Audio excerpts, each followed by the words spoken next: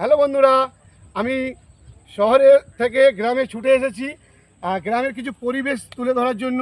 কারণ শহরে থেকে থেকে দম বন্ধ এসেছিল, তো সেখান থেকে একটু প্রাকৃতিক নিঃশ্বাস বা অক্সিজেন নেওয়ার জন্য চলে এসেছি। আর শহরের মানুষদেরকে কিছু উপহার দেওয়ার জন্য। এই যে দেখতে পাচ্ছেন, এটা হচ্ছে ধান। আমরা যে সরু চাল মোটা চাল যে খাই, এই যে শ্রমিক ভাইরা চাষিরা চাষ করে আমাদের মুখে কিন্তু অন্ন তুলে দেয়, তো সেই অন্ন তুলে দেয়, একে বলা হয় ধান। এই দেখেছেন কত সুন্দরভাবে, আমার ক্যামেরাম্যানকে বলবো একটু দেখাতে, সুন্দরভাবে চাষ চলছে। এই দিকটা দেখবো, এদিকটা আসুন। এটা হচ্ছে পটল।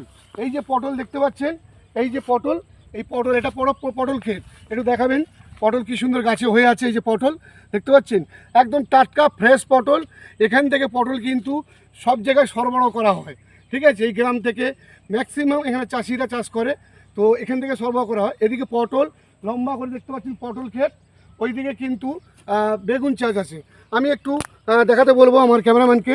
দাদা আপনি আসবেন এসে একটু দেখাবেন আমার দর্শক বন্ধুদেরকে বা আমার ফ্রেন্ডদেরকে, একটু দেখাবেন, ওরাও একটু এনজয় করুক।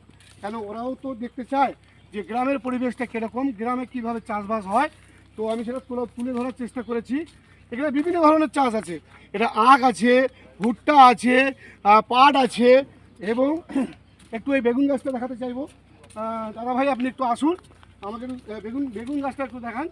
কারণ এই যে বেগুন চাষ, চাষিদের ফলন, এই যে বেগুন দেখতে পাচ্ছি কত সুন্দর বেগুন, গোল গোল বেগুন।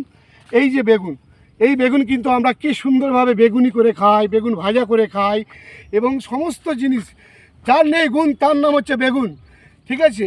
আর যে খায় পটল সে তুলে পটল। তো এই সেই গল্প। ওই দিকে দেখতে পাচ্ছেন, দূরে দেখাতে বলবো, ওই দিকে হচ্ছে হলুদ চাষ। আরও আছে দূর দূরান্ত দেখা যাচ্ছে না। তো আমি যতটা পেরেছি আপনাদের সামনে তুলে ধরার চেষ্টা করছি। তো আমি আমার ক্যামেরাম্যানকে বলবো এদিকটা একটু ঘুরিয়ে দেখাতে। এদিকটা হচ্ছে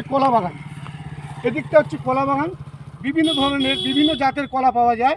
এই কলাও কিন্তু শহরে সরবরাহ করা হয়, শহর কেন সব জায়গায়। তো যাই হোক,